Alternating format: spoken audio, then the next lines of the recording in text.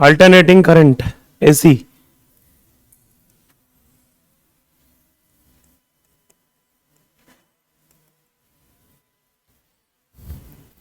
बढ़िया चैप्टर है। फ्री के 4 नंबर है नीट में, मतलब ज्यादा मेहनत नहीं लगती, बहुत ज्यादा टफ क्वेश्चन ऐसे फ्रेमिंग नहीं होती इधर, बहुत सिंपल चीजें आती है एसी से। जो लोग बोलते हैं ना हमको थोड़ा सा स्कोरिंग फिजिक्स ही करके जाना है, बस उनको ऐसी कर लेना चाहिए। लेकिन बात वही है, थोड़ा सा ऐसी पढ़ने के लिए थोड़ा बहुत नॉलेज, बेसिक नॉलेज, करंट का basic knowledge, V equal to I R only, है ना। थोड़ा बहुत वेक्टर का कॉन्सेप्ट भी यूज होगा। वेक्टर का ज्यादा कुछ यूज नहीं होता है, वेक्टर सम, प्रोडक्ट वगैरह से रिलेटेड भी कुछ चीजें थोड़ी बहुत यूज होंगी। अब आप सोचेंगे अल्टरनेटिंग करंट में वेक्टर का क्या काम, करंट तो स्केलर क्वांटिटी है, वोल्टेज तो स्केलर क्वांटिटी है, उस पर भी डिस्कशन करेंगे। होता क्या है AC, what is AC? Alternating current, नाम में ही क्लियर है उसके। ऐसा करंट जो, ठीक है, अल्टरनेटिंग हो मतलब अल्टर कर रहा हो, मतलब वेरिएशन दिखा रहा हो। कैसी वेरिएशन दिखा रहा हूं?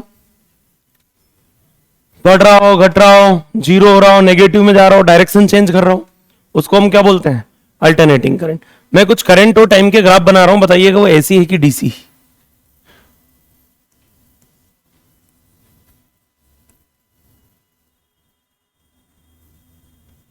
बोलो। AC DC? डीसी। ये क्या है? तो डीसी तो कांस्टेंट होती है ना? नहीं, ये वेरिएबल डीसी है। क्या है ये? तो ये तो बढ़ रहा है घट रहा है, टाइम के साथ करंट बढ़ रहा है घट रहा है, बढ़ रहा है घट रहा है, नेगेटिव नहीं हो रहा है, ये एक ही डायरेक्शन में। और जो एक ही डायरेक्शन में करंट हो वो क्या है? डीसी। एसी ऐसा है कि इधर बढ़ता है फिर डिक्रीज हो जाता है फिर इधर बढ़ता है, ठीक है, वो दोनों डायरेक्शन में फ्लो होता है वायर में, कभी इधर कभी इधर, ठीक है, तो उसको हम क्या बोलते हैं? एसी। ये क्या है? डीसी।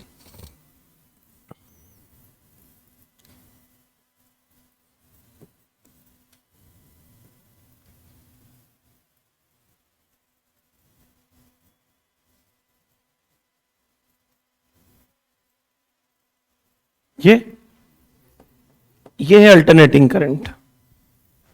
ये क्या है? Alternating current.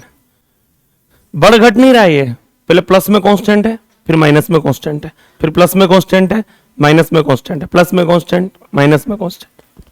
इंक्रीजिंग डिक्रीजिंग होना जरूरी नहीं है एसी को, कि एसी का वैल्यू बढ़ना चाहिए, मैक्सिमम होना चाहिए, फिर डिक्रीज होकर जीरो होना चाहिए, ऐसा कोई रूल नहीं है। वेरिएशन, डायरेक्शन चेंज होना ज्यादा इंपॉर्टेंट है। तो ये कौन सा करंट है? ये अल्टरनेटिंग करंट है। नेक्स्ट, जो हमारे सिलेबस में है,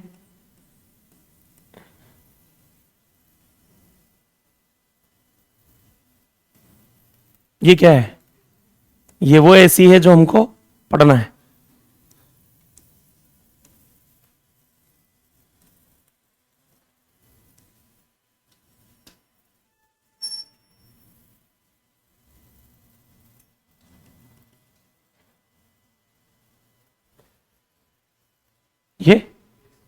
ये भी क्या है? ये भी एसी है। बनाइए।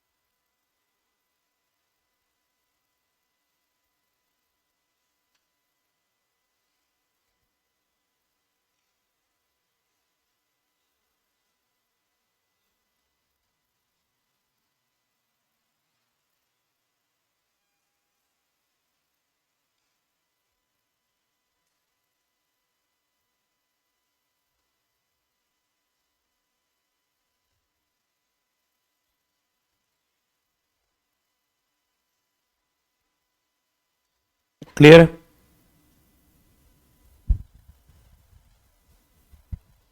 एसी और डीसी में डिफरेंस समझ में आना चाहिए।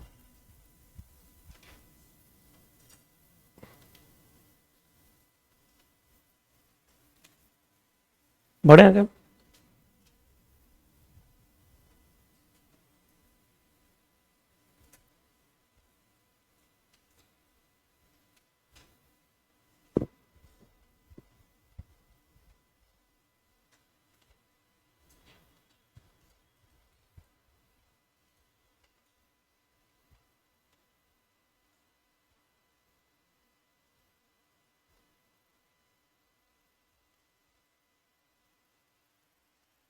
हो गया अब तो।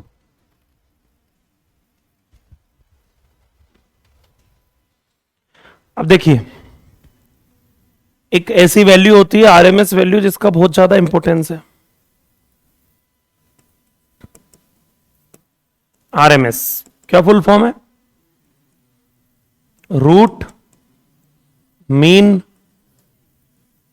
ये आप जानते हैं, लेकिन इंग्लिश में पता नहीं क्यों हम उल्टा बोलते हैं। मतलब ऐसा नहीं कि रूट लगा के मीन लेके फिर स्क्वायर करना है, स्क्वायर लेके फिर मीन निकालना है और फिर उसका रूट लगाना है। मतलब आरएमएस वैल्यू निकालने के लिए किसी भी वैल्यू का पहले क्या करना पड़ेगा? स्क्वायर, फिर क्या करना है? एवरेज, मतलब मीन मतलब एवरेज, और उसके बाद फिर उसका क्या लेना है? रूट। एक क्वेश्चन समझते हैं। जैसे मान लो मुझे बोला गया कि एक करंट है जो 2T एम्पियर है। कितने एम्पियर है? कांस्टेंट करंट है कि वेरिएबल करंट है? वेरिएबल करंट है। मुझसे बोला गया calculate RMS current, RMS current between 0 to 2 second. 0 से 2 सेकेंड के बीच में मुझे इसकी कौन सी वैल्यू बताना है? रूट मीन स्क्वायर वैल्यू बताना है। क्या तरीका, क्या करना चाहिए बताओ? आई का स्क्वायर, आई का क्या करेंगे? स्क्वायर। अब क्या करेंगे? मीन। मीन कैसे लेते हैं? इंटीग्रेट करना पड़ेगा 0 से 2 तक और लिमिट के डिफरेंस से डिवाइड करना पड़ेगा। एवरेज का तरीका यही सीखा है एसएचएम में। अरे किसी का भी एवरेज वैल्यू कैसे निकाला जाता है? मीन मतलब एवरेज वैल्यू, उसको उस लिमिट तक इंटीग्रेट करो और लिमिट के डिफरेंस से, याद है साइन और कोस का एवरेज निकाला था अपन ने 2c/पाई, ऐसे तो निकाला था। तो मीन लेने का तरीका तो यही है। ये क्या हो गया भाई? ये स्क्वायर, उसके बाद क्या कर दिया? मीन। ये क्या हो गया? Root mean square. ये क्या हो गया? Root mean square. ये निकल गई आपकी आई आरएमएस। चलो सॉल्व करते हैं, कितना आएगी बोलो?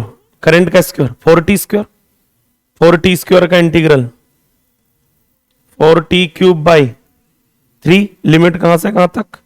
0 से 2 तक, डिवाइडेड बाई 2 - 0 तो 2 ही लिख दे उसको अब, है ना? और इसका क्या चल रहा है आप लोग जानते हैं, रूट चल रहा है। 4/3 बाहर आ जाएगा, 2 का क्यूब माइनस 0 का क्यूब, अरे upper limit minus lower limit, 2³ - 0³ 8, है ना? डिवाइडेड बाई 2 और इसका क्या? रूट। तो बताओ रूट में ये वैल्यू क्या होगी? 8 × 4 डिवाइडेड बाई नीचे क्या हो गया? 3 × 2, 2 से ये 4, 2 टाइम कैंसल, 8 2 जा 16/3। अरे बताओ रूट 16/3, चाहो तो 16 को बाहर निकाल लो, 4/√3 एम्पियर, 4 बाय कौन सी वैल्यू हो गई है? आई आरएमएस। कितने सेकंड में? अगला क्वेश्चन, मान लो करंट का वैल्यू 3 एम्पियर हो तो calculate RMS current between 0 to t कर लेते हैं यहां पे। अब क्या करेंगे बोलो? बोलो। I R M S is equal to 3 का square into dt 0 to t divided by t - 0 का स्क्वायर मीन रूट आरएमएस। हाँ ना, 3 का स्क्वायर 9, 9 तो एक कांस्टेंट वैल्यू है, 9 dt, तो इंटीग्रल क्या हो जाएगा 9t divided by t minus 0 क्या हो जाएगा t, और लिमिट वही 0 टू t, तो 9t बाई t का रूट, t से t कैंसल, तो क्या हो गया √9, √9 क्या हो गया। तो वैसे भी कांस्टेंट का क्या है एवरेज, अरे कांस्टेंट का एवरेज क्या आएगा, वही आएगा। इस पे बेस्ड एक क्वेश्चन आता है, क्या क्वेश्चन आता है, इससे रिलेटेड एक क्वेश्चन आता है। ऐसा बोलते हैं कि ये करंट टाइम ग्राफ है, करंट टाइम ग्राफ है, इसको स्क्वायर वेव बोलते हैं। कौन सी वेव बोलते हैं, ऐसे डिब्बे बनते हैं, स्क्वायर बनते हैं यहाँ पे ना। ये एसी है कि डीसी है, अरे बोलो भैया, एसी है। यहां पे ये 6 एम्पियर है और यहां मान लो -6 एम्पियर, ये पिक वैल्यू है भैया एसी का। 6 एम्पियर कौन सा वैल्यू है, मैक्सिमम वैल्यू। स्क्वायर वेव है, या तो लैंग्वेज में बोलेगा कि एक स्क्वायर वेव है, अल्टरनेटिंग करंट स्क्वायर वेव के फॉर्म में, और उसकी पिक वैल्यू कितनी है 6 एम्पियर। तो बताओ इसका आरएमएस करंट कितना होगा 6 एम्पियर। क्यों, क्योंकि कांस्टेंट है यार, ठीक है। तो कांस्टेंट कहां है, कभी +6 है और कभी, लेकिन -6 का स्क्वायर भी +36 ही बनेगा, स्क्वायर हो रहा है ना बीच में, तो माइनस का स्क्वायर भी क्या बन जाएगा प्लस। तो आरएमएस वैल्यू कितनी आएगी, वही आएगी जो पिक वैल्यू है। अरे आया नहीं आया समझ में, स्क्वायर वेव का आरएमएस वैल्यू कितना आता है, उतना ही आता है जितना पिक वैल्यू। भाई कांस्टेंट है, कांस्टेंट का आरएमएस क्या आएगा, वही आएगा जो आना चाहिए।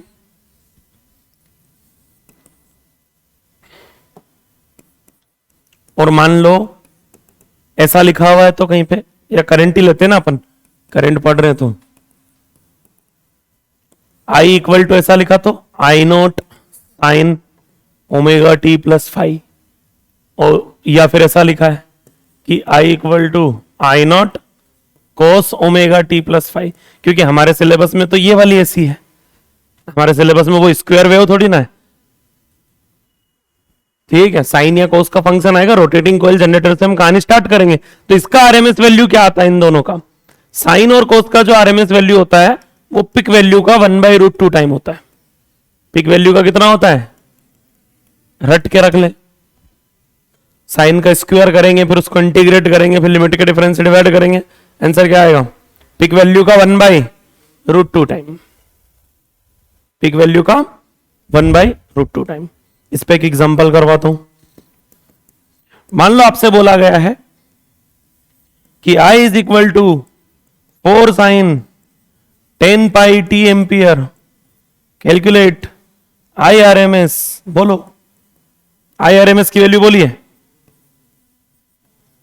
सामने लिखा रहता है 4 पिक वैल्यू है, अरे पिक वैल्यू मतलब एम्पलीट्यूड मैक्सिमम वैल्यू 4/√2, या इसको क्या लिख सकते हैं 2√2, ऊपर वाले 4 को लिख सकते हैं 2 × 2, और नीचे वाले √2 से ऊपर वाला 2 एक √2 टाइम कैंसिल हो जाएगा, या तो 4/√2 बोल दो या फिर क्या बोल दो 2√2 एम्पियर। ये क्या निकल गई, आरएमएस करंट निकल गई।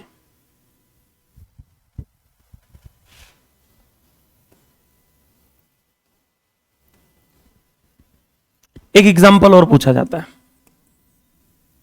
If I equal to I1 plus I2 sine omega T plus 5, calculate IRMS। हमको आरएमएस वैल्यू बताना अब,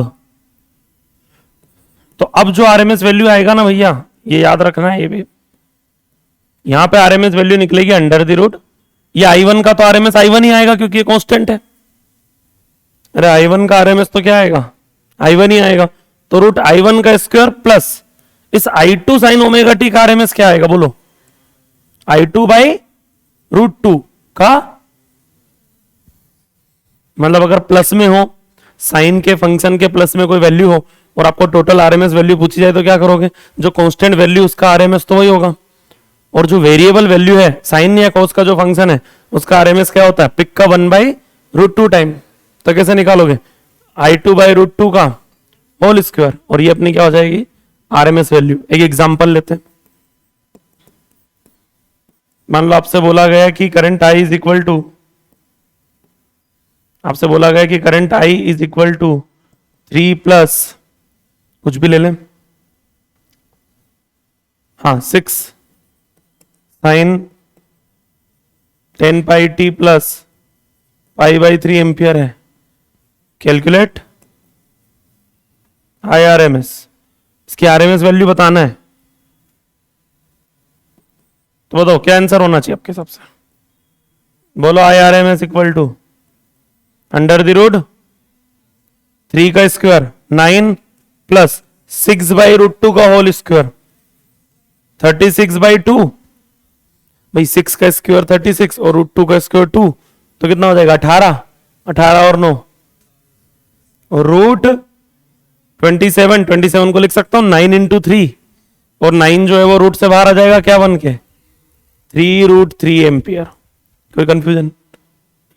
क्यों निकाल रहे हैं आरएमएस वैल्यू, क्या इंपोर्टेंस है आरएमएस वैल्यू का, उस पर भी हम डिस्कशन करेंगे। इतना जिक्र आरएमएस का क्यों होने लगा अचानक से? एसएचएम में तो नहीं हो रही थी ये बातें आरएमएस की, वहां तो एवरेज पूछा जाता है। यहां अचानक से आरएमएस पे क्यों शिफ्ट हो गए हम?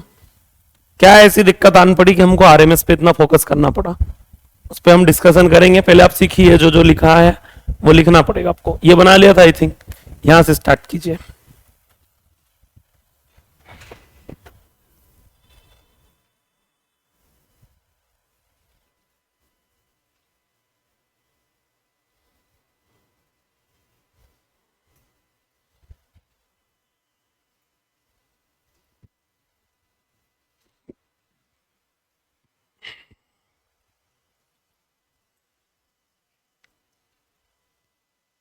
आज SHM simple harmonic motion is very simple.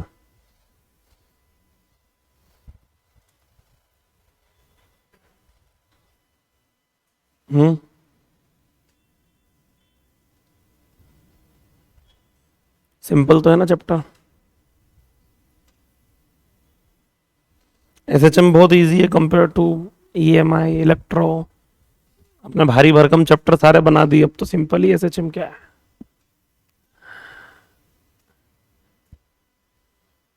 अब तो सब सिंपल ही चलना है। एसी बहुत सिंपल है, ईएम वेव बहुत सिंपल है, वेव बहुत आसान है। एरे ऑप्टिक्स में थोड़ा कैलकुलेशन आता है लेकिन फिर भी बनता है वो बच्चों से। फिर आएगी 11th, पढ़ने में बहुत आसान, बनाने में बहुत कठिन। पढ़ते टाइम बहुत सिंपल लगती है वो।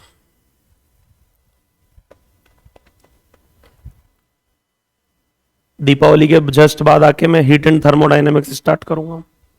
आपका थर्मोडायनेमिक्स हो गया ना केमिस्ट्री में?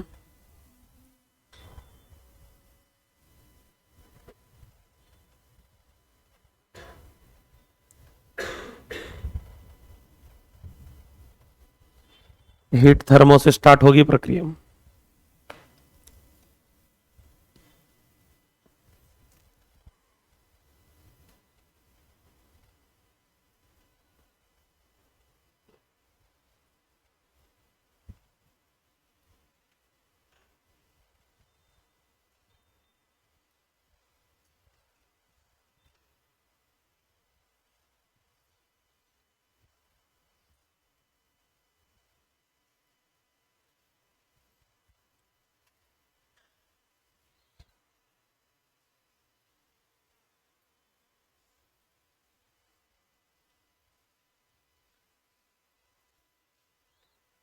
लिख लिए?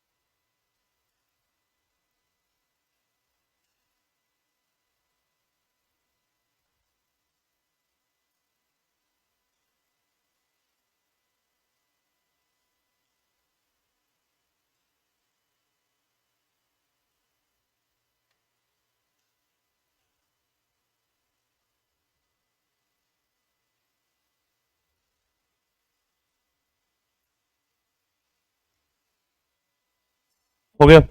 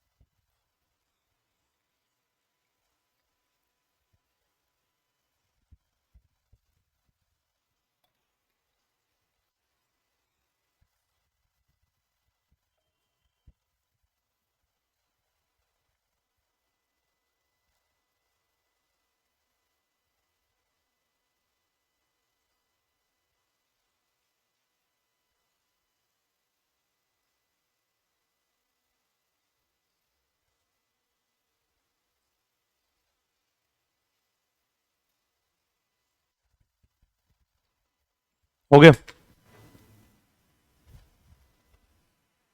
हाँ, छाप लिया था ना, नहीं छाप। आरएमएस पे इतना फोकस क्यों किया जा रहा है, उस पर थोड़ा सा डिस्कशन करते हैं। देखिए, सबसे पहली चीज यह है कि मान लो रोटेटिंग कॉइल जनरेटर में हमने एक वोल्टेज पढ़ा था। क्या वोल्टेज पढ़ा था?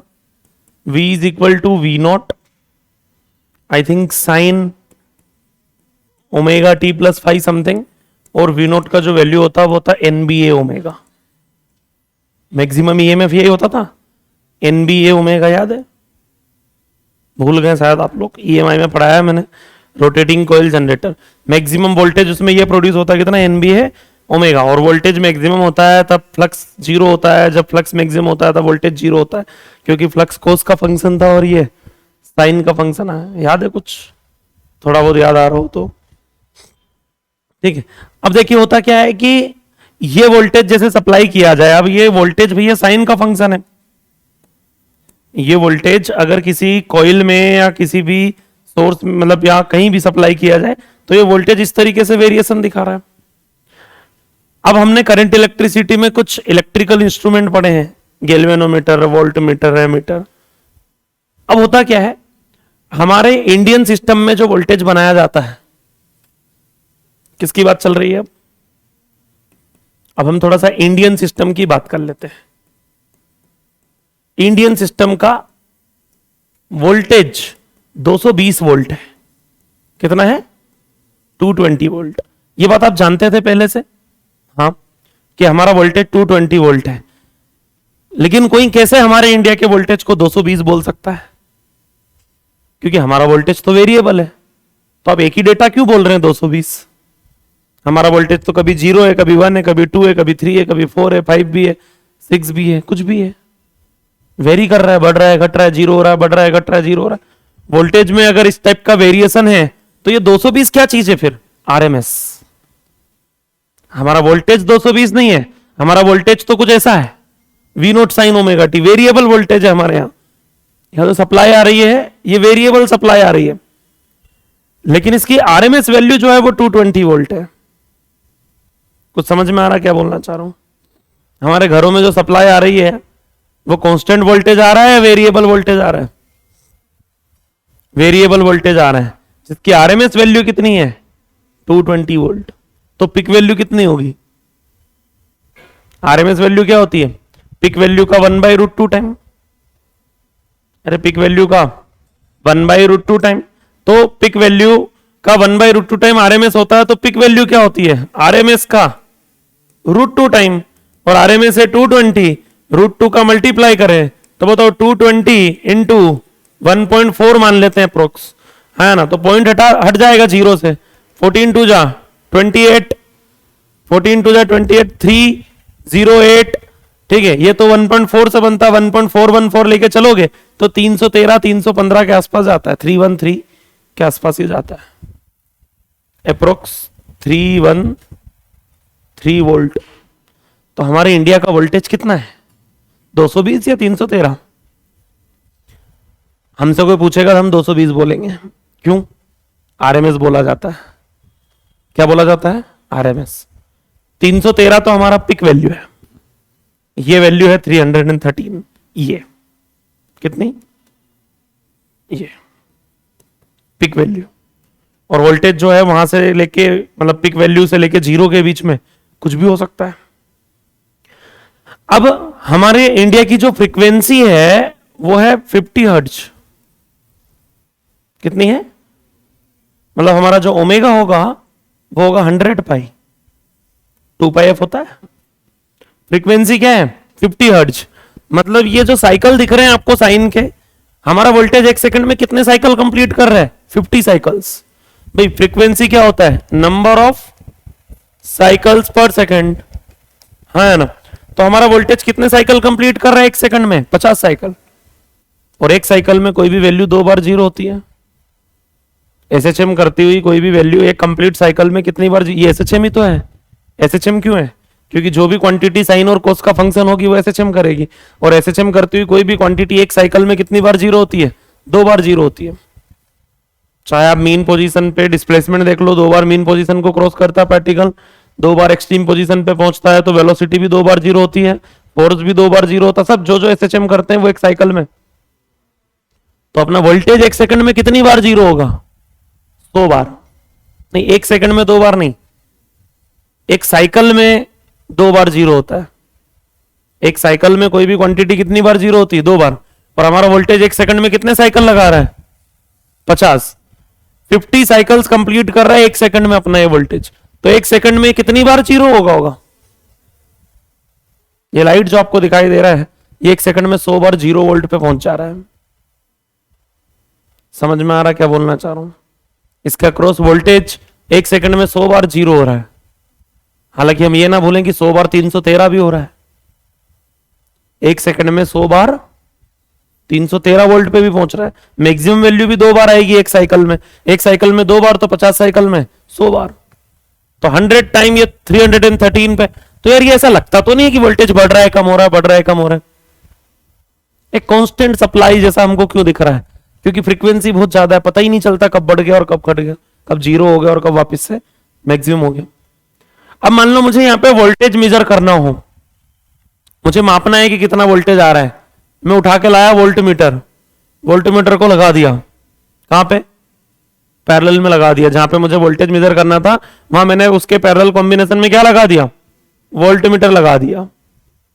क्या यूज कर रहा हूं मैं वोल्ट मीटर लेके आया, मैं मीटर लेके आया, बोले रेडी रहना, तुमको करंट मापना है, एक को करंट मापना है और एक को क्या करना है? वोल्टेज मापना है। ठीक है, ये नॉर्मल वो जो based on magnetic effect of current, based on magnetic effect of current, ये आप ऐसा बोल सकते हो। ये वो वोल्ट मीटर एमीटर है जो करंट इलेक्ट्रिसिटी में हमने पढ़े, इनको लगा दिया मैंने, किस में लगा दिया? सर्किट में। एमीटर को लगा दिया कि चलिए करंट माप के दिखा। अब वो करंट एक सेकंड में कितनी बार जीरो हो रही है? 100 बार जीरो हो रही है। करंट एक सेकंड में कितनी बार जीरो हो रही है? 100 टाइम। अब इसकी निडिल को एक सेकंड में 100 बार, मान लो पिक वैल्यू यहां आ रही है, ये करंट की पिक वैल्यू है, मैक्सिमम वैल्यू, तो इस निडिल को एक सेकंड में 100 बार यहां पिक वैल्यू पे आना है और वापस जीरो पे जाना है। एक निडिल जिसको एक सेकंड के अंदर पिक वैल्यू पे भी आना है और जीरो पे भी जाना है, एक बार नहीं 100 बार, तो एक सेकंड में 100 बार प्रैक्टिकली पॉसिबल है? एक सेकंड में कोई भी निडिल 100 बार जाके आ सकती पिक वैल्यू तक? प्रैक्टिकली पॉसिबल है क्या? कोई भी निडिल एक सेकंड में 100 बार जा पाएगी क्या पिक वैल्यू पे, और आ सकती है क्या? नहीं। 1-2 बार हो तो समझ में आता है कि चलो और भी जा सकते हैं, आ सकते हैं, ठीक है। 10-20 बार हो तो भी सोच सकते हैं, ठीक है। 100 बार जाके आना है और टाइम कितना है? 1 सेकंड। कम से कम 1-आध घंटा तो होना चाहिए था। अरे 20 मिनट दे देते, कम से कम 10 मिनट दे देते, 5 मिनट, 1 मिनट दे देते, 1 मिनट में भी ट्राई किया जा सकता था कि यार चलो 1 मिनट में 100 बार जाके आ सकते। 1 सेकंड में 100 बार जाके आना है तो निडल बोल देगी हम तो यही ठीक है, हम तो नहीं जा रहे हैं, नहीं जा रहे हैं, तो रीडिंग क्या निकल जाएगी? 0। भाई होता है क्या है ना कि जिसके पास मास होता है, हम सबके पास है मास, जो होता है ना उसकी एक प्रॉपर्टी होती है इनर्शिया। इनर्शिया मतलब उसको थोड़ा ना लेट समझ में आती है सारी चीजें। जैसे चलना है तो बाद में पता चलता है अच्छा चलना था, ठीक है। रुकना है तो थोड़ा लेट पता चलता है अच्छा रुकना भी था, ठीक है। उस प्रॉपर्टी को बोला जाता है क्या? इनर्शिया। जैसे बहुत सारे एग्जांपल है इनर्शिया के, आप लोग जानते हैं। मान लो आप एक बस में खड़े हैं, बस रुकी हुई है, बस अचानक से चल दे। अब बस चल दे तो फ्लोर चल दिया बस का, तो वो पैर जो बस के कांटेक्ट में वो चल देता है, और ऊपर की बॉडी को बाद में पता चलता है अच्छा चलना है, तब तक पैर आगे निकल चुके होते हैं। इंसान कहां गिर जाता है? पीछे। ये किसकी वजह से हुआ? इनर्शिया। Inertia of rest. ये क्या था? Inertia of rest. बस चल रही है, आप बस के अंदर खड़े हैं, बस वाले ने अचानक से ब्रेक लगा दिया। आप कुछ सोच रहे हैं कि ऐसे छम भी लगाना है, ऐसी भी लगाना है ना, तब तक बस वाले ने ब्रेक लगा दिया। ब्रेक लगा दिया, पैर रुक गए, ऊपर की बॉडी नहीं रुकेगी, उसको थोड़ा बाद में समझ में आता अच्छा रुकना था, तब तक पैर वहीं पीछे रह जाते हैं, आगे की बॉडी कहां चले जाती है? ये हो गया due to inertia of motion. इंसान कहां गिर जाता है? आगे गिर जाता है। चलते चलते बस वाले ने बस घुमा दी इसे, ठीक है, टर्न ले लिया। और उसमें हुआ कि पैर उधर टर्न लेके चलेगा और बॉडी सीधे जा रही है, due to inertia of direction. उसको बाद में पता चला कि घूमना भी होता है, तो इंसान बाहर की तरफ गिर जाता है। तो ये सब ये इनर्शिया है। बहुत सारे एक्सपेरिमेंट आपने देखे होंगे कि एक पानी का ग्लास लेके उस पर पेपर रख के उस पर कॉइन रख लेते हैं, और पेपर को धीरे धीरे हटाओ तो वो कॉइन बाहर चले जाता है, और पेपर को अचानक से हटा लो तो कॉइन कहां गिर जाता है? क्यों? क्योंकि पेपर जब हटाया तब तक कॉइन को पता ही नहीं चला कि चलना था, और कॉइन कहां रह गया? वहीं रह गया। ये due to inertia of rest, ये प्रॉपर्टी होती है मास में।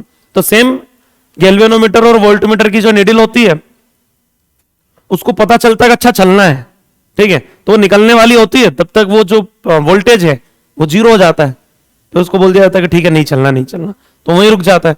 तब तक वोल्टेज वापस से क्या हो जाता है? मैक्सिमम। फिर उसको बोला जाता है कि चलना है, उसको पता चलता है कि हाँ मुझे निकलना है, तब तक वोल्टेज वापस से क्या हो गया? क्योंकि टाइम बहुत कम है ना, 1 सेकंड के अंदर मैक्सिमम भी हो रहा है और जीरो भी हो रहा है, निडल को समझ में ही नहीं आ रहा है कि चलना है कि रुकना है, तो रुकी रहती है, रीडिंग क्या निकल के आएगी, जीरो।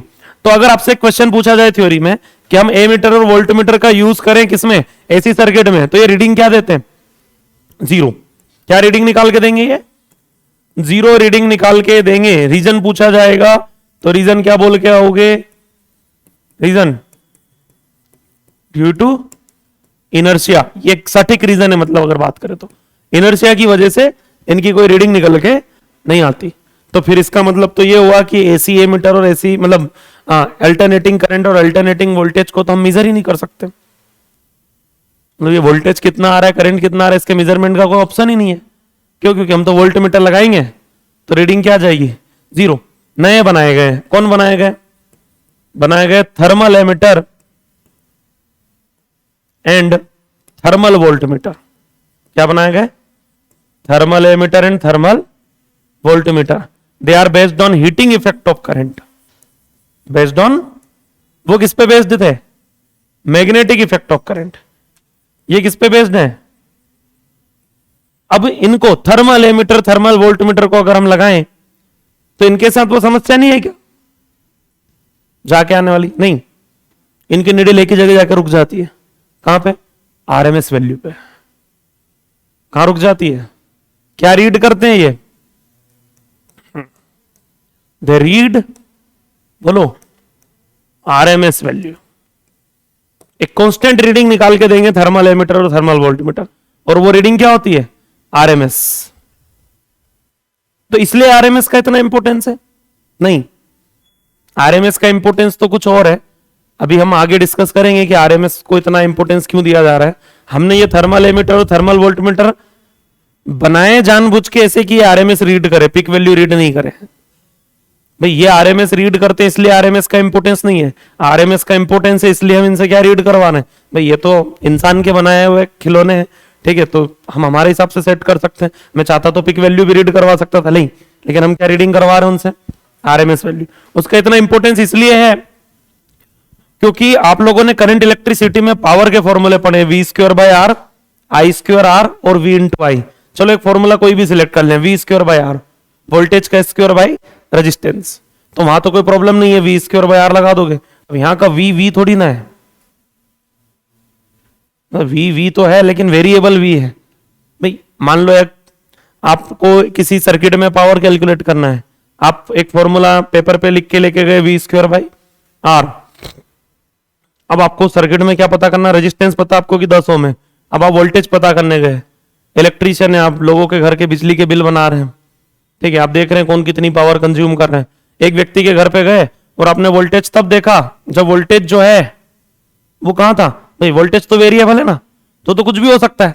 आपने चेक किया तो वो जीरो था, जीरो था तो आपने बोल दिया इसके यहाँ कोई पावर कंज्यूम नहीं हो रही है, इसका कोई बिजली का बिल नहीं आएगा फ्री में, ये कोई पावर कंज्यूम ही नहीं कर रहा, वोल्टेज जीरो रीड कर लिया आपने।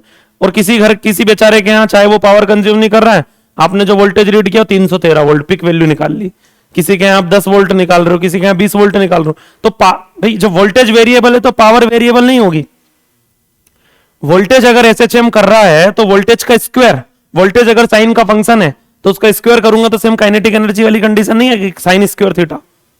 वोल्टेज एसएचएम करेगा तो अल्टरनेटिंग जो भी एसी सर्किट्स होंगे, एसी सर्किट में पावर क्या करेगी, periodic motion with double frequency and half time period, SHM का कॉन्सेप्ट है। तो इसका मतलब ये हुआ कि वो पावर भी ऐसा होगा, साइन स्क्वायर का फंक्शन, साइन स्क्वायर का फंक्शन मतलब वेरिएबल, पावर बढ़ेगा घटेगा बढ़ेगा घटेगा। हमको निकालना होती है एवरेज पावर। भाई हम जो पावर कंज्यूम कर रहे हैं कांस्टेंट है कि वेरिएबल है, वेरिएबल है, लेकिन हमारा बिजली का बिल तो फिक्स आता है कि आप इतनी पावर कंज्यूम कर रहे हैं, तो वो कांस्टेंट वैल्यू वो निकाल कैसे लेते हैं, एक्चुअल में वो कांस्टेंट वैल्यू क्या है, एवरेज पावर। क्या है वो, अब एवरेज पावर निकालने के लिए बोले शायद एवरेज पावर निकालने के लिए ऐसा होता होगा कि पावर मान लो एवरेज निकालनी तो वी स्क्वायर बाय आर में वोल्टेज भी आपको क्या रखना पड़ेगा, एवरेज। एवरेज वोल्टेज रखेंगे, रेजिस्टेंस से डिवाइड करेंगे तो क्या आ जाएगी, एवरेज पावर। ऐसा सोचा गया था लेकिन गलत निकला, एवरेज वोल्टेज से एवरेज पावर नहीं आती है, आरएमएस वोल्टेज से एवरेज पावर आती है। एवरेज पावर की वैल्यू एग्जैक्ट किससे मैच हो रही थी, जब आरएमएस वोल्टेज से निकाल रहे हैं पावर वी आरएमएस का स्क्वायर बाय आर, तो पावर वही आ रही जो डीसी के इक्विवेलेंट है। यहां से आरएमएस का इंपोर्टेंस निकल गया, इसलिए आरएमएस बहुत इंपॉर्टेंट है। पावर कैलकुलेट करने में आप आरएमएस वोल्टेज और आरएमएस करंट का अगर यूज करेंगे तो आप एग्जैक्ट मतलब क्या निकाल पाएंगे, एवरेज पावर कैलकुलेट कर पाएंगे। और एवरेज पावर हमको निकालना होती है नॉर्मली कि कौन कितनी पावर कंज्यूम कर रहा है, तो एवरेज वैल्यू निकालना पड़ेगी। पावर तो क्या है, वेरिएबल है। तो एवरेज आरएमएस वोल्टेज और आरएमएस करंट का इंपॉर्टेंस इसलिए है क्योंकि ये जो पावर निकाल के देते हैं, आरएमएस वोल्टेज और आरएमएस करंट से जो पावर निकलती है वो डीसी सर्किट के इक्विवेलेंट है। वो फॉर्मूले हम यूज कर सकते हैं, वो वैल्यू एवरेज होती है जिसका यूज होता है।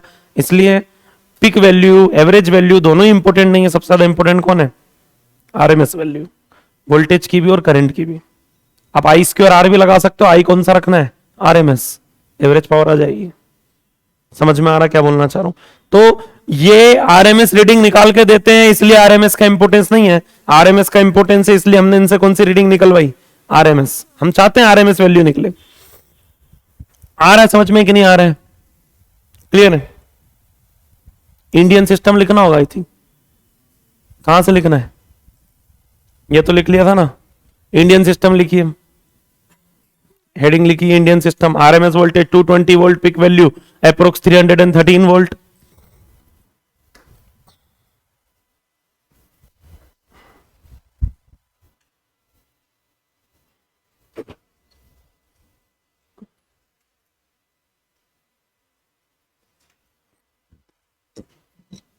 फ्रीक्वेंसी कितनी है अपनी, 50 हर्ट्ज। एक सेकंड में कितनी बार जीरो हो रहा है, करंट वोल्टेज 100।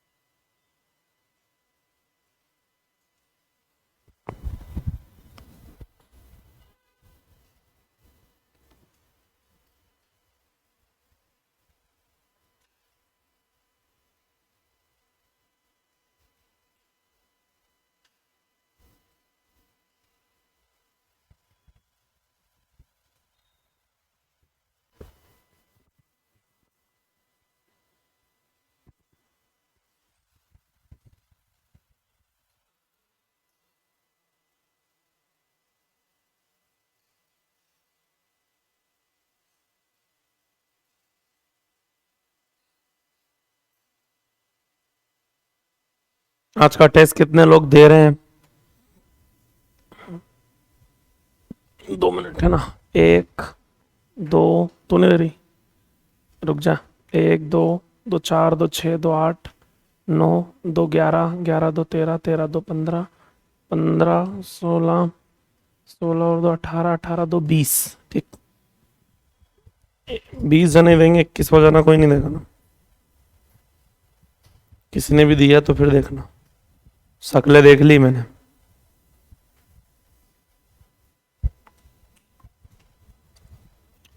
बाकी लोग क्यों नहीं दे रहे हैं, जो नहीं दे रहे हैं,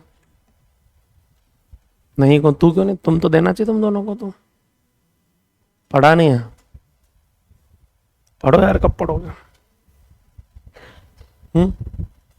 एक टेस्ट तो ऑलरेडी एसएचएम का हो ही चुका है अपना, आई थिंक एक्सेलेशन तक तो मैंने पूछ ही लिया था एक टेस्ट में, तो एक्स्ट्रा करना ही क्या था, सिंपल पेंडुलम, स्प्रिंग पेंडुलम। बोलो संडे टेस्ट में है, टेस्ट ही है, 8 से 11 में टेस्ट है, उसके बाद क्लास रहेगी फिर।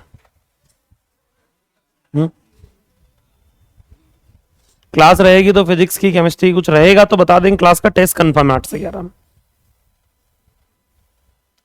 टेस्ट फिक्स है। क्लास अगर रहेगी तो फिजिक्स की रहेगी, फिर देखते हैं शेड्यूल क्या अरेंज हो पाता है।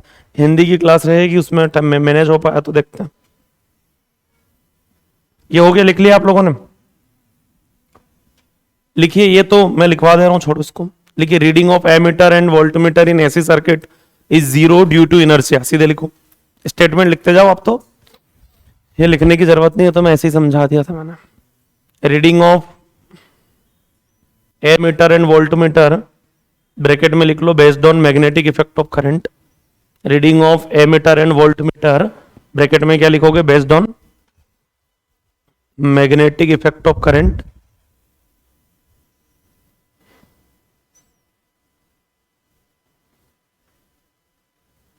based on magnetic effect of current is zero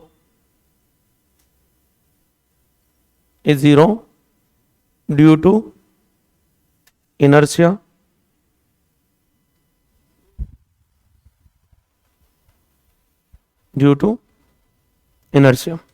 और एक और पॉइंट लिख लीजिए नेक्स्ट लाइन में, scale of DC ammeter and voltmeter, scale of DC ammeter and voltmeter is linear मतलब बराबर बराबर गैप होती है सर, मतलब 1 एम्पियर और 2 एम्पियर के बीच में इक्वल गैप है, 2 और 3 के बीच में भी लीनियर स्केल होता है इनका। लीनियर मतलब जो नंबरिंग होती है वो बिल्कुल सेम इंटरवल में होती है, ऐसा नहीं कि कहीं पे ज्यादा कहीं पे कम कहीं पे ज्यादा। नॉन लीनियर होता है एसी वालों का, ठीक है। तो लिख लिए जीरो रीडिंग आएगी, क्या क्या याद रखना है, जीरो रीडिंग आएगी, रीजन है ड्यू टू इनर्शिया, फ्रीक्वेंसी बहुत ज्यादा है भैया, मैच कर पाना पॉसिबल ही नहीं है, ठीक है। इनर्शिया की वजह से रीडिंग जीरो है, they are based on magnetic effect of current, and scale इनका कैसा रहता है, लीनियर स्केल। चाहो तो ये डायग्राम बना सकते हो ऐसा लीनियर स्केल का, एक ऐसा डिब्बा बना लो और उसमें लाइन बना लो इक्वल इंटरवल में, ठीक है। इक्वल इंटरवल में बनना चाहिए लाइन से, ध्यान रखना।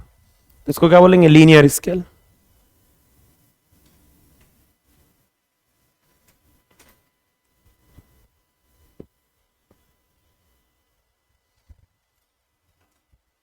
नेक्स्ट लाइन में लिखिए अगला पॉइंट लगा के लिखते जाइए। We use thermal ammeter and thermal voltmeter, we use thermal emitter and thermal voltmeter in AC measurements. We use thermal emitter and thermal voltmeter in AC measurements, and they are based on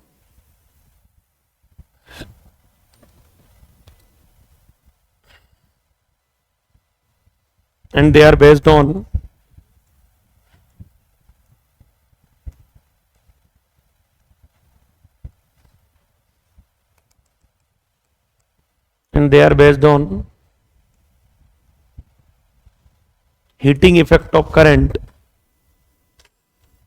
and they are based on heating effect of current, and they read RMS value,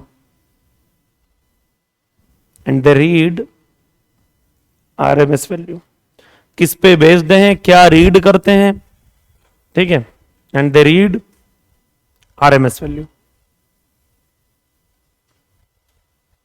next line में लिखिएगा,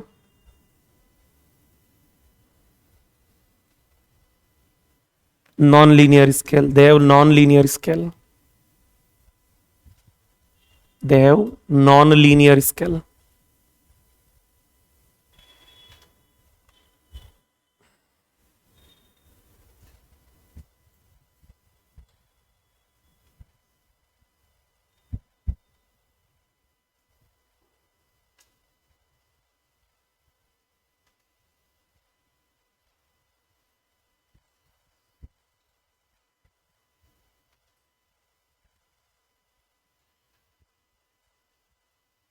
non linear scale हो गया।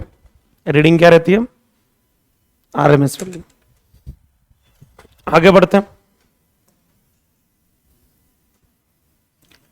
अगला question लिखिए, 220 volt AC and 220 volt DC, 220 volt AC and 220 volt DC, which one is more dangerous?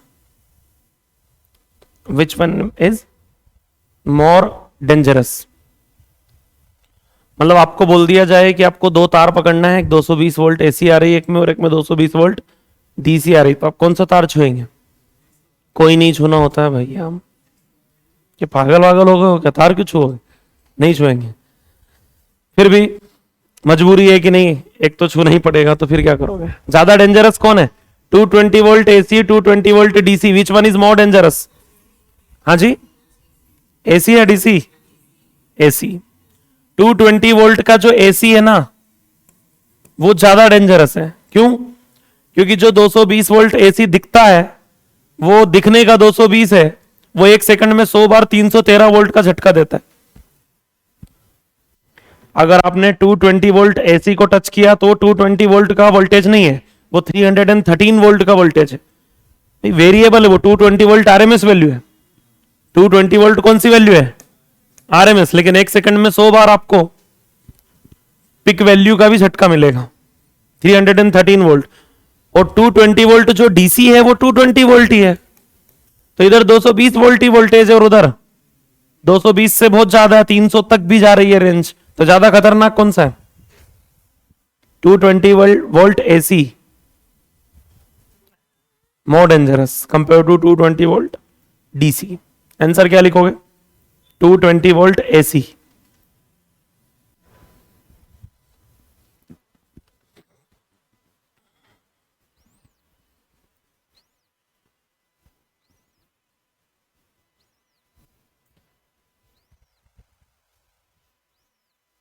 हो गया?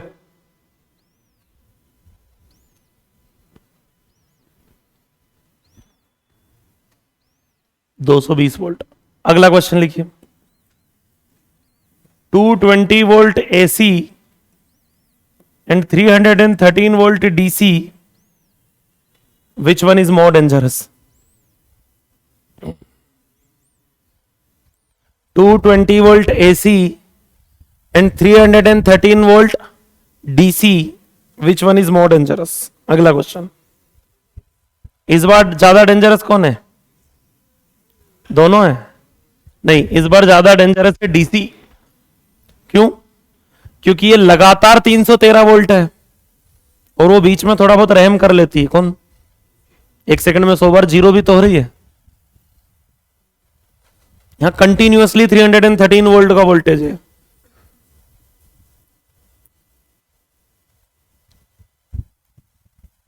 हालांकि भारत वालों को क्या फर्क पड़ता है 200-300 से?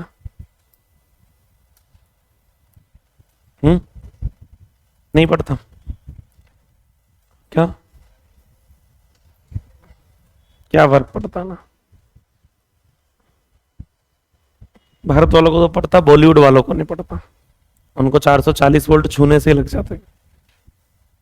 ये नहीं पता कि 220 वोल्ट तो सप्लाई ही आ रहा है घर में। इतना बेवकूफ बनाते हैं कि साइंस नहीं पढ़ रखा हो तो पागल हो जाएगा, कुछ तो भी बोलता है। लपडप को धक धक करा देते हैं। Heart sound. 220 volt AC, 220 volt DC, which one is more dangerous? तो 220 वोल्ट एसी टिक करके आएंगे। और 220 volt AC, 313 volt DC, which one is more dangerous? 313 volt DC, क्योंकि डायरेक्ट करंट कंटिन्यूअस है और अल्टरनेटिंग करंट वेरिएबल है, कम ज्यादा होता है और कम ज्यादा होता है तो उसमें बीच में मार्जिन रहता है। हालांकि दोनों ही डेंजरस है, लेकिन पूछे तो ऐसा टिक करके आना। डेंजरस तो दोनों ही हैं, वो 220 वोल्ट एसी हो या डीसी हो, क्या फर्क? 200 से ऊपर का वोल्टेज डेंजरस तो रहता है। आगे बढ़ते हैं। अब नेक्स्ट पॉइंट पे चलते हैं। हमको पढ़ना है इस चैप्टर में। चलो ये बातें तो हमको समझ में आ गई कि आरएमएस वैल्यू किस लिए इंपॉर्टेंट है, इंडियन सिस्टम क्या है, अमेरिकन सिस्टम क्या है। अमेरिका का वोल्टेज जो है वो 120 वोल्ट है। कितना है? 120 वोल्ट उनका आरएमएस वैल्यू, अपना आरएमएस वैल्यू 220 वोल्ट है। किसका वोल्टेज ज्यादा अच्छा है, अपना या अमेरिका का? अपना वोल्टेज ज्यादा अच्छा है कि अमेरिका का वोल्टेज ज्यादा अच्छा? बोले ज्यादा देख के लग तो ऐसा रहा कि इंडिया का, पर मन नहीं मान रहा है कि अमेरिका से आगे कैसे हो सकते हैं, कि अमेरिका से अच्छे कैसे हो गए। दिल कह रहा है इंडिया, दिमाग कह रहा है अमेरिका।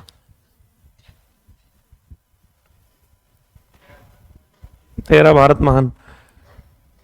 हमारा भी भारत मान। देखिए होता यह है कि ये इनिशियली जो डिसाइड कर दिया ना standard system 220 volt 110 volt 120 volt, ये फिक्स हो चुके हैं, इसमें कोई अच्छा नहीं कोई बुरा नहीं है भाई। कोई वोल्टेज अच्छा नहीं, वोल्टेज से क्या फर्क पड़ता है।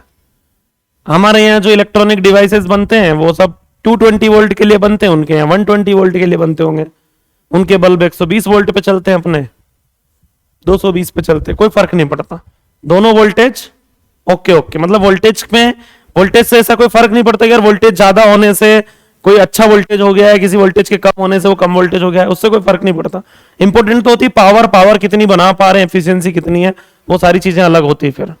ठीक है, तो वो एक अलग चीज हो गई। लेकिन नॉर्मली अगर हम बात करें तो दोनों ही वोल्टेज ठीक है, मतलब कुछ भी हो, 300 हो, 50 हो, 70 हो, 80 हो, क्या फर्क पड़ता है। बस ये है कि इनको सेट वैसे करना पड़ेगा, उतने वोल्ट के लिए डिवाइस बनाना पड़ेंगे। इंडिया के लिए बल्ब अलग बनेगा, अमेरिका के लिए अलग बनेगा, बस उतना डिफरेंस है। बाकी दोनों वोल्टेज अच्छे हैं।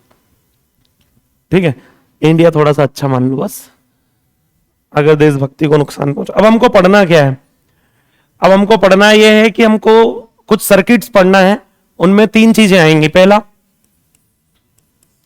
प्योर रेजिस्टिव सर्किट, दूसरा प्योर इंडक्टिव सर्किट, इंडक्टिव मतलब उसमें इंडक्टर रहेगा, तीसरा प्योर कैपेसिटिव सर्किट, मतलब उसमें क्या रहेगा, कैपेसिटर रहेगा। फिर कॉम्बिनेशन आ जाएंगे। सर्किट नंबर 4 जो रहेगा वो रहेगा L R circuit, inductor resistor combination.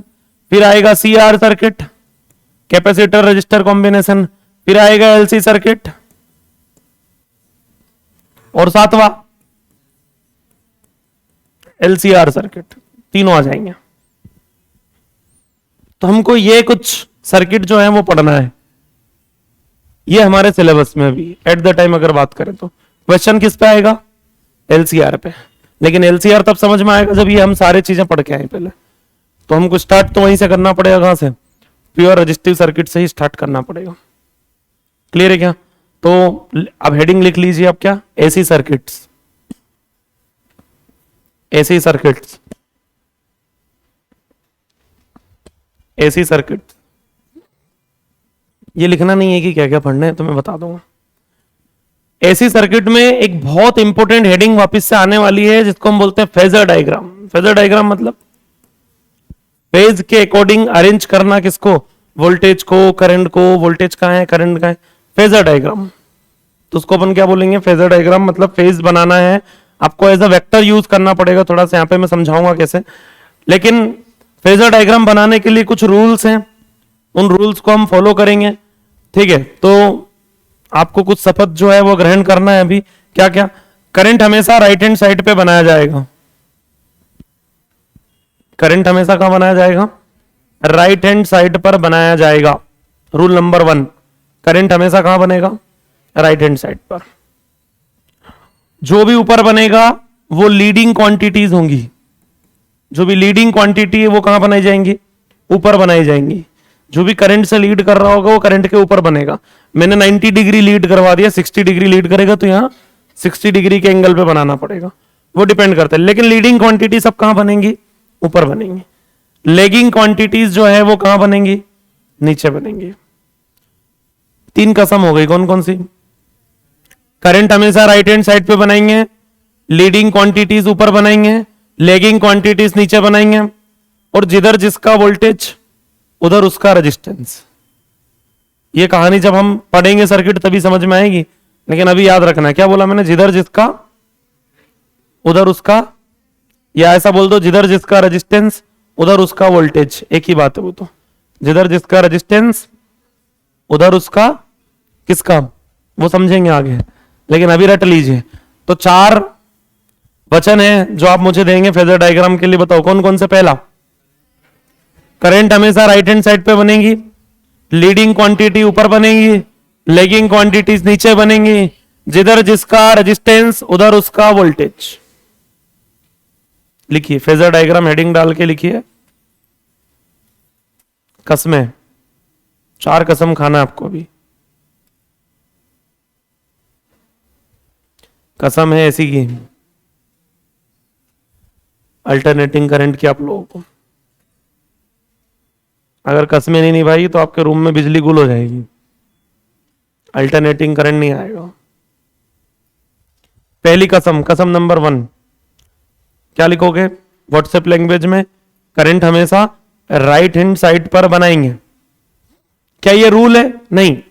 होता क्या है ना कि सब लोगों को एक जैसा पैटर्न फॉलो करना पड़ता है, तो कौन किधर बना रहा है कौन किधर बना रहा है, इसलिए हम सब एक ही तरफ बनेंगे। कसम नंबर 1 क्या लिखोगे? करंट हमेशा राइट हैंड साइड पर बनाएंगे। करंट हमेशा राइट हैंड साइड पर बनाएंगे। जल्दी जल्दी लिखो, थोड़ा इससे तेज तो टाइप कर ले तो तुम मेरे हिसाब से। करंट हमेशा राइट हैंड साइड पर बनाएंगे। कसम नंबर 2 लीडिंग क्वांटिटी ऊपर बनाएंगे।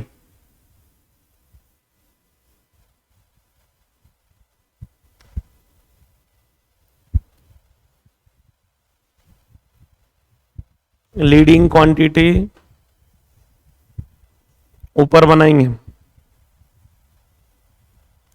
कसम नंबर 3 लेगिंग क्वांटिटीज नीचे बनाएंगे। लेगिंग क्वांटिटीज नीचे बनाएंगे।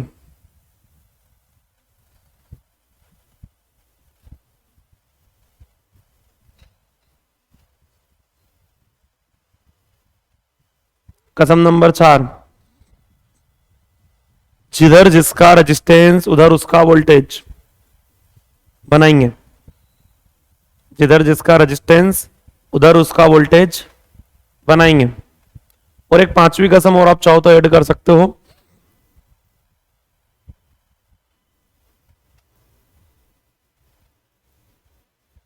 पहले 4 लिख लो।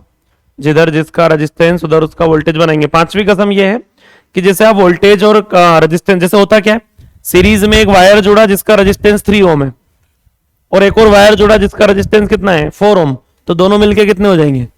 सीरीज में मान लो 2 जुड़े हुए, एक इंडक्टर जुड़ा और एक कैपेसिटर, एक इंडक्टर जुड़ा और एक रजिस्टर जुड़ा, तो रजिस्टर का जो रेजिस्टेंस है वो कितना है 3 ओम, और इंडक्टर का रेजिस्टेंस नहीं होता उसको रिएक्टेंस बोलेंगे आगे जाके, लेकिन वो मान लो 4 ओम है, तो 3 और 4 कितना हो जाएगा?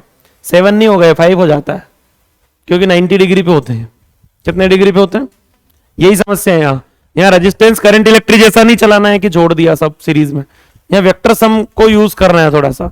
तो 5वीं कसम अपन यही खाएंगे क्या कि addition of potential and resistance, या आप ऐसा बोल सकते हो कि पोटेंशियल और रेजिस्टेंस को वेक्टर सम की तरह ऐड करेंगे।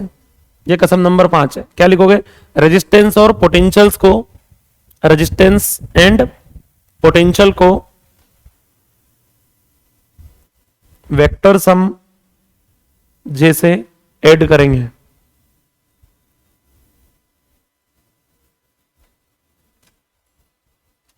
तो अल्टरनेटिंग करंट को साक्षी मान के आपने 5 कसमें खाई है।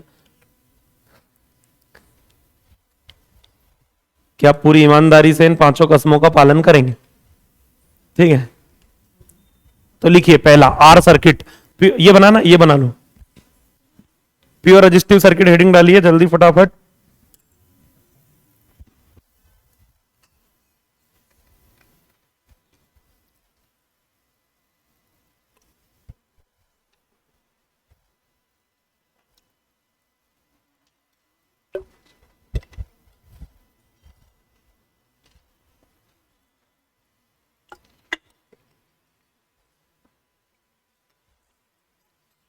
ये बनाने के बाद हेडिंग डालना प्योर रेजिस्टिव सर्किट,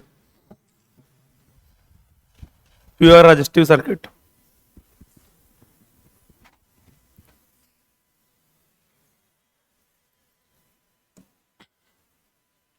बना लिया था ना?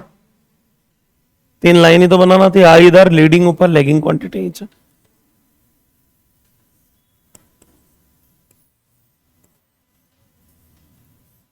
देखिए डीसी में हम बैटरी जोड़ते थे, एसी सोर्स ऐसा बनता है। ये कौन सा सोर्स होता है? AC source. इसका वोल्टेज अपन मान लेते हैं V is equal to V naught sine omega T. तो यहां करंट कितना फ्लो होगा उस पर हम थोड़ा सा डिस्कशन करते हैं। तो I इक्वल टू क्या होता है? अरे I equal to V by R, फॉर्मूले वही चलेंगे करंट इलेक्ट्रिसिटी के, V equal to I R, I equal to V by R. लेकिन वोल्टेज V नहीं है, वोल्टेज क्या है? V naught sine omega T by resistance का वैल्यू कितना है R. V naught by R को, वी नोट क्या है मैक्सिमम वोल्टेज, उसको रेजिस्टेंस से डिवाइड किया तो ये क्या गई आई नोट। आई नोट मतलब मैक्सिमम करंट। आरएमएस करंट क्या होगी I naught by root two. RMS क्या होगी पिक का 1/√2 टाइम। तो बताओ आई इज इक्वल टू क्या हो जाएगा I naught sine omega t. I is equal to I naught, भाई वोल्टेज भी साइन ओमेगा टी और करंट भी साइन ओमेगा टी। तो वोल्टेज और करंट में से कौन लीड कर रहा है कौन लेग कर रहा है, किसी का फेस कम ज्यादा लग रहा है क्या आपको? नहीं भाई, एक साइन होता है एक कोस होता है, ऐसा कुछ होता चेंज होता तो समझ में आता है कि यार इसका फेज ज्यादा है इसका फेज कम है। चलो क्या करेंगे फेजर डायग्राम बोलो, फेजर डायग्राम बोलिए। करंट हमेशा राइट हैंड साइड पे बनाएंगे, तो इस बार तो वोल्टेज भी राइट हैंड साइड पे आएगा। क्यों? क्योंकि वोल्टेज अगर लीड कर रहा होता तो ऊपर बनाते, लेग कर रहा होता तो नीचे बनाते हैं, तो कुछ नहीं कर रहा, वोल्टेज और करंट दोनों सेम फेज में, तो जिधर करंट है उधर ही क्या बनेगा वोल्टेज। किसका वोल्टेज है ये रजिस्टर का, और जिधर जिसका वोल्टेज उधर ही उसका रेजिस्टेंस, तो आर भी यही बनेगा। तो इसका फेजर डायग्राम तो बहुत सिंपल है, करंट भी उधर वोल्टेज भी उधर आर भी उधर। छापिए।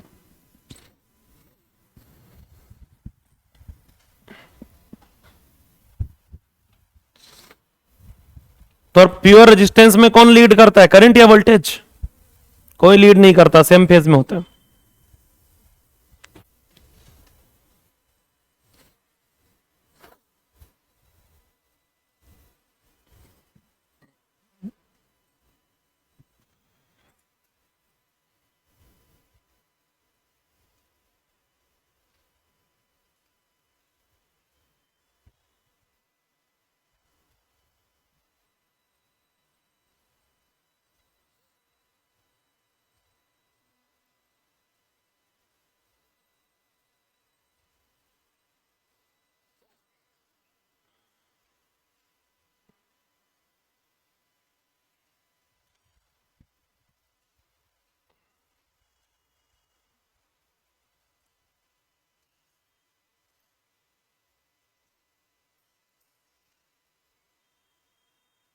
मान लो ऐसी सर्किट के आप क्वेश्चन सॉल्व कर रहे हैं और अल्टरनेटिंग आपको मान लो ऐसा बोला कि यार करंट का वैल्यू 3 एम्पियर है। एक ऐसी सर्किट में करंट कितना है 3 एम्पियर। तो ये तो भाई किसी ऐसी सर्किट में करंट 3 एम्पियर हो सकता है क्या? भाई 3 एम्पियर तो कांस्टेंट वैल्यू हो गई, ठीक है, और एसी करंट तो वेरिएबल होता है। तो जो कांस्टेंट वैल्यू आपको क्वेश्चन में दी जाएगी, अगर कुछ कांस्टेंट डेटा दिया हुआ है क्वेश्चन में, तो ध्यान रहे वो आरएमएस डेटा है। वो कौन सा है आरएमएस। और ऑप्शंस में अगर कुछ कांस्टेंट ऑप्शन डले, मान लो आपसे पूछ लिया कि सर्किट में वोल्टेज बताओ, और वोल्टेज के ऑप्शन ऐसे डले 50 वोल्ट 30 वोल्ट, तो आपको कौन सा वोल्टेज निकाल के लाना है। तब तक आप आरएमएस मान के चलेंगे जब तक कुछ नहीं बोला जाए, ठीक है। बोल रहा है पिक वैल्यू है तो फिर पिक वैल्यू मानना, फिर मैक्सिमम मानना है, फिर आरएमएस नहीं मानना। लेकिन जब तक कुछ नहीं बोला जाए तो given data, given constant data और पूछे गए कांस्टेंट डेटा सब अपन क्या मान के चलते हैं आरएमएस। ध्यान रखना है आरएमएस बहुत इंपॉर्टेंट है। कुछ दिया है कांस्टेंट वैल्यू तो वो आरएमएस है, कुछ पूछी है कांस्टेंट वैल्यू तो वो भी आरएमएस ही है। बढ़े आगे। एक सर्किट डन होता अपना कौन सा प्योर रेजिस्टिव सर्किट, दूसरा लिखिए C circuit pure capacitive circuit.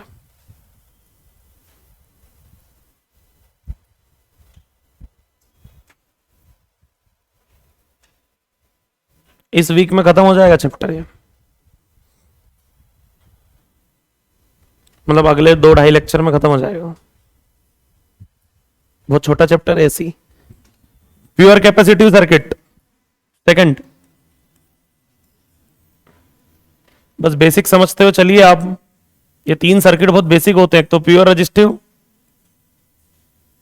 Pure capacitive और प्योर इंडक्टिव। एक कैपेसिटर है जिसके बारे में मैं आप लोगों को ऑलरेडी पढ़ा चुका हूं, जिसका कैपेसिटेंस सी है, और इसको वोल्टेज दिया गया V is equal to V naught. ये वोल्टेज कहां से आ रहा है, ये मान रहे हैं कि ऐसा वोल्टेज हो मान लो, ठीक है। तो कैपेसिटर पे चार्ज क्या होगा,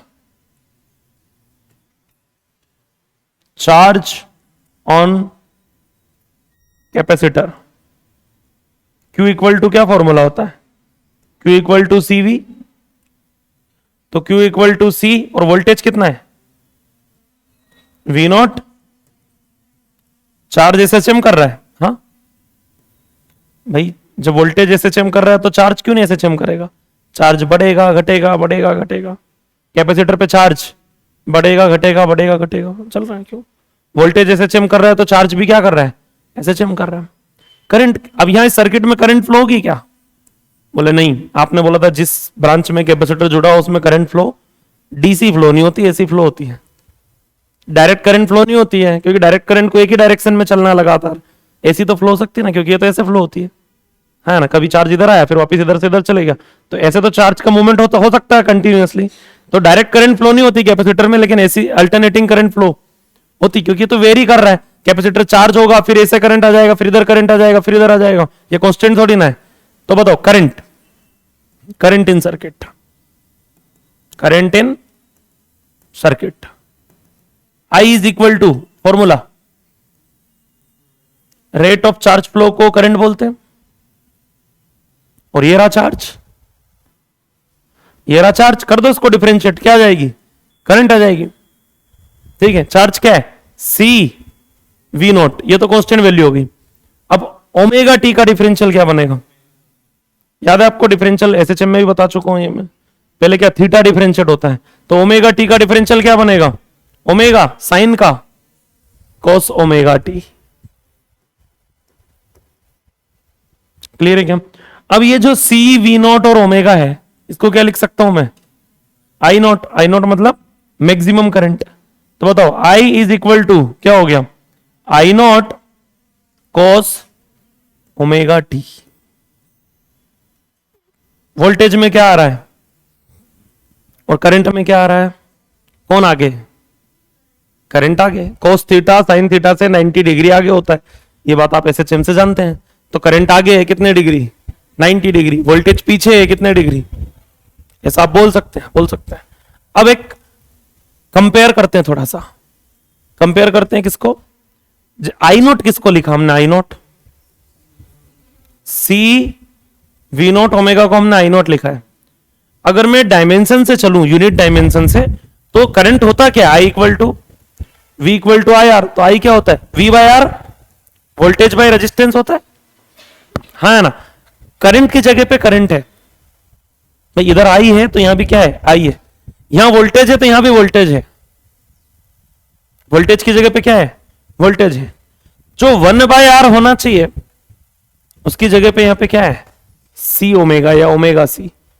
इसका मतलब यह है कि 1 by omega C, 1 by omega C का यूनिट जो बनेगा वो ओम बनेगा। सी ओमेगा आर नहीं है, सी ओमेगा 1 बाय आर है, तो आर क्या होगा? 1 बाई ओमेगा सी। क्लियर है क्या? 1 बाई आर की जगह पे क्या लिखा हुआ है? Omega C. तो आर किसको मान सकते हैं? 1 बाई ओमेगा सी। क्या 1 बाई ओमेगा सी का यूनिट ओम होगा? हमने एक हेडिंग लिखी है, हमने कसम खाई है, जिधर जिसका रेजिस्टेंस उधर उसका वोल्टेज।